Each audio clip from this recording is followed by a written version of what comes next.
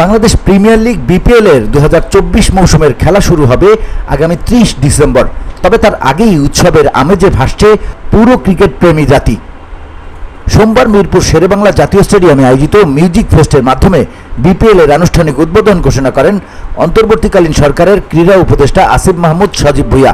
উদ্বোধনী বক্তব্যে আসিফ মাহমুদ বলেন, আজ আমরা এমন একটি বাংলাদেশে দাঁড়িয়ে আছি যা দীর্ঘ লড়াইয়ের ফসল। নতুন বাংলাদেশ গড়ার প্রত্যয়ে দেশের প্রতিটি সেক্টরে সংস্কার চলছে। বিপিএলকেও আধুনিক এবং দর্শকপ্রিয় করার লক্ষ্যে নতুনভাবে সাজানো হয়েছে। তিনি আরও বলেন, এবারের বিপিএলে থিম সং ও মাস্কট সহ কিছু নতুন উদ্যোগ নেওয়া হয়েছে। বিসিবি এ ব্যাপারে অনেক কাজ করেছে। এই আয়োজন সফল করার জন্য আমি বিসিবিকে ধন্যবাদ জানাই।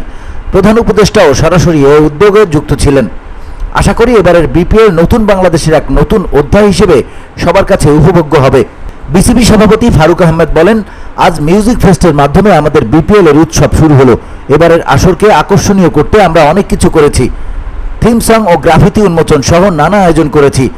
আশা করি প্রতিটি দল সেরা পারফরমেন্স দিয়ে দর্শকদের মনোরঞ্জন করবে। মিউজিক ফেস্টে গানের মাধ্যমে দর্শকদের মাতিয়ে তুলতে উপস্থিত রয়েছেন পাকিস্তানি শিল্পী রাহাত ফতে আলী খান। এছাড়াও বাংলাদেশের জনপ্রিয় ব্যান্ড ও শিল্পীরাও পারফর্ম করবেন এই জমকালো আয়োজনে। 30 ডিসেম্বর থেকে শুরু হওয়া বিপিএল এর এই মৌসুম নিয়ে দর্শকদের প্রত্যাশা যেমন তুঙ্গে, তেমনি আয়োজকদেরও লক্ষ্য এটি সফলভাবে উপহার দেয়ার। VOD Bangla news desk.